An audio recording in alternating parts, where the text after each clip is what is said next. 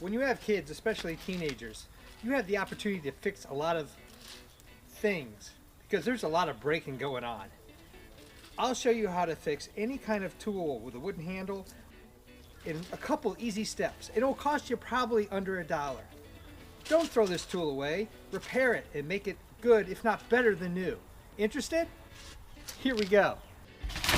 For the ease of the repair, I've taken and removed the rake end. You can see the hole here. I put the screw back in place so I know right where it is.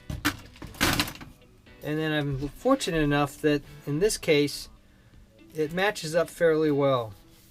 I'm missing some pieces, but not anything major. So I'm going to use some wood glue. Wood glue is really great. It's waterproof. Well, except for this one. This is interior use only, but I've got an answer for that. And I'm going to use some cable ties. 2 8-inch cable ties to be specific. And I'm going to put some glue in here. You know, pretty much a lot of glue. Not crazy a lot, but enough so that it's going to spill out the sides. And for that, I need to take and put a glue pad down. So here we go. Put the cable ties on. I've cut them off with the cable tie tool to make them flush. I've alternated them a little bit. And that is going to seal up that glue like a vise, but a cylindrical vise. It's hard to clamp this down because it's a circle. So the cable ties will do that for me. I could probably take the cable ties off, but I'm going to leave them on. And then I'm going to use some foam pipe covers.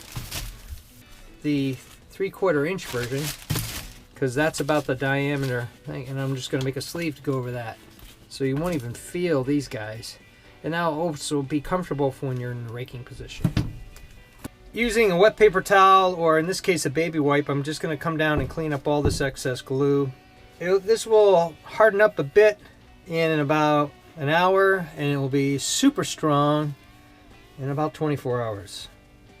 So we'll come back and check it out then. And by the way, you could throw these out, but I find them great for glue applicators. You've probably seen that in some of my videos if you watched other ones. They're great for spreading and smoothing out glue on all sorts of projects. So I'll just put those in a jar or a cup, and I just have a ton of them ready to go. And then once you've used them again and reused them, then maybe you can throw them away.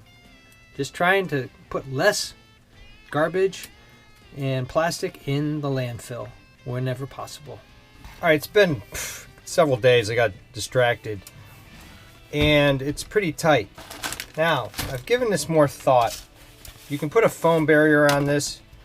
Because of the way the crack is, originally I was going to take, this is schedule 20, 3/4 inch tubing. You can see that it slides fairly well on there with a little bit of friction. You could certainly cut a seam here if you wanted to make it fit better and slide down here and work as a sleeve. And if you had a clean break, you would probably have to do something like that and then drive a couple bolts in there. Originally I was going to drive some bolts in there, but the more I think about it, the cable ties are going to work really effectively at concentrating the force around the crack. You probably don't even need them once you put that glue in there, but I'm just going to be super conservative and put them in place. And the only problem is that they're kind of off track. You can see here, this is where the hole is. And that hole lines up with this screw. So when I put it back together, these things are going to be everywhere. Now, if you think about this from an ergonomic standpoint, you're going to be holding on to the rake either like that with that hand or that with this hand. And so you'd like to have all these things on the other side. So I'm going to cut these off and put smaller, but maybe a couple more, because they work up to 45 pounds. So just a couple would be great, but I'm probably going to put 4, maybe 5, and almost use it as a grip over here. So let's try that out. And that way I will validate how good the glue is. on the shaft. Now, had I been thinking a little bit about it, I would have lined these all up with this hole, because that's the back of the rake. Again, because then it's more comfortable. But since I didn't do that, and it doesn't seem like I can move these things too well, I'm just going to cut them off and put the other ones on. There we go. You can barely see where the seam is, but that's just as strong. I'm really pushing on it. That's just as strong, if not stronger, than it was before it broke. So I'm going to take a little sanding sponge and just knock down some of the places where the glue seeped through. I used indoor glue because that's what I had, but you would want to use that indoor-outdoor wood glue if you're going out to buy something.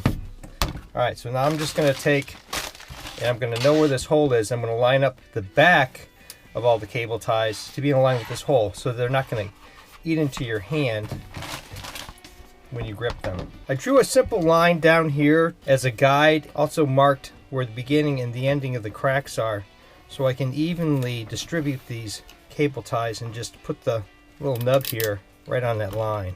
That's the first one. Get these other two. I'm going to do the ends first. Again, not something you would necessarily have to do, but trying to make this better than it was before it broke. Just kind of eyeballing it there. I guess I could measure it if I really wanted to.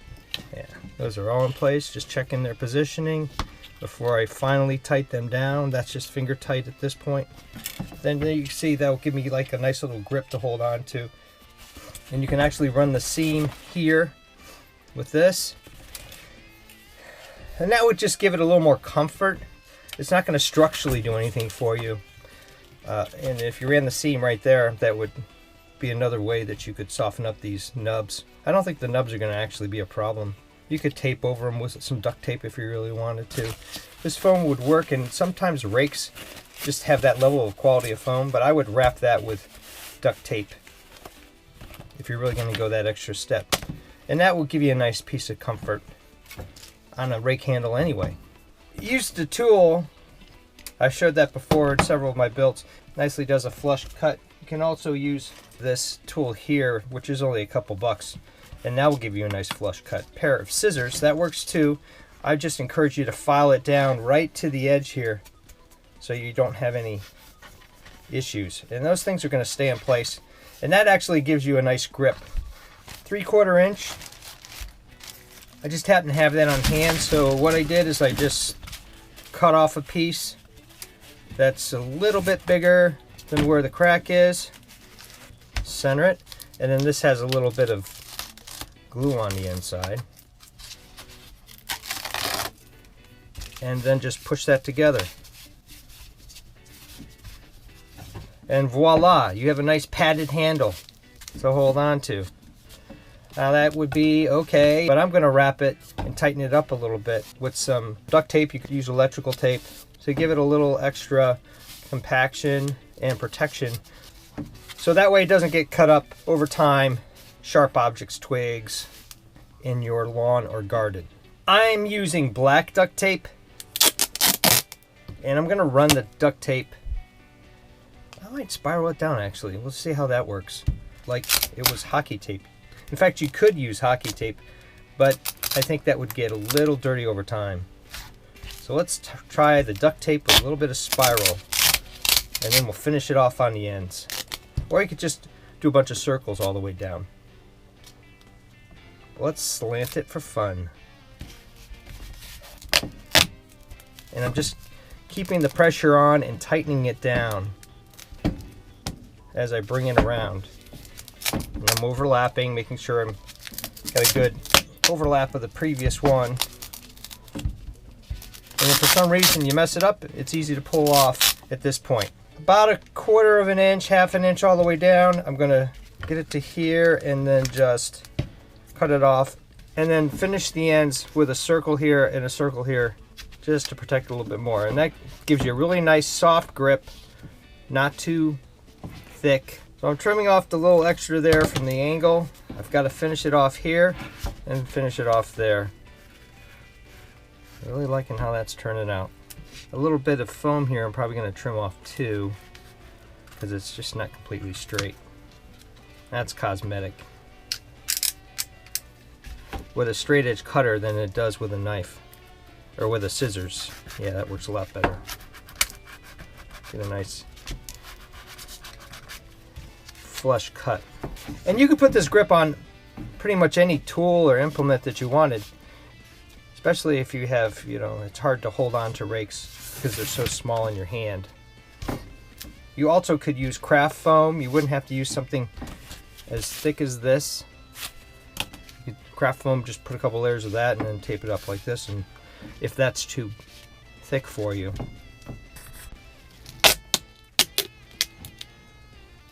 And just taking on the top and bottom, just going around, finishing it off like that, and then trying to finish the trim right here in alignment with that hole in the back, because that way it's going to be the most protected when you use it. There. It's good. Just do the same thing to this other side. Last thing left to do is line up the hole for the screw. Now I've also changed that up and put a bolt through here on rakes before, just because it makes it a little stronger. You know what? Maybe I'll do the same thing for that. In a sense, this doubles the cost of the repair, but I tell you what, you get a bunch of these. If you got a bunch of rakes or a bunch of tools with those little puddly screws in there, it's worth it. So basically, I have a number 8 32 thread, 1 1/4 inch long, and I've been rethinking this. You could use a nylon nut, but again, you have to go out and buy the nylon nuts. I'm going to use the nuts that have in the package, and then I'm just going to wrench it down real tight, and I'm going to super glue the end, and that will keep the threads in place.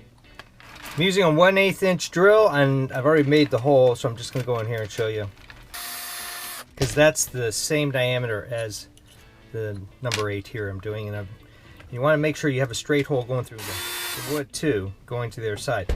Then you just line that up. We'll put the screw in, and that will make it, in my aviation business, what we call bomber. Super locked in, super strong. Work the screw all the way through. There's just enough threads on the other end for the nut. It is so much better than this little junky screw that came with the rake. That screw's in there so tight that it's not even working away on the other side. So there you go. We have the screw and nut combination, which is going to really lock in the rake. We have the nice handle grip, soft, and we have a rake that is better than before it was broken. And this is probably, you know, a 10-cent fix right here. And with this, probably the handle is another $1 and $1 for the glue and the cable ties. So you're in for $3 to take an average rake and make it into a super rake.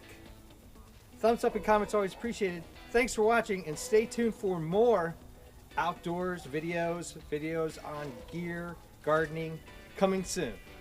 And if you're interested in this kind of stuff, check out my channel. I have all sorts of crazy things going on all the time.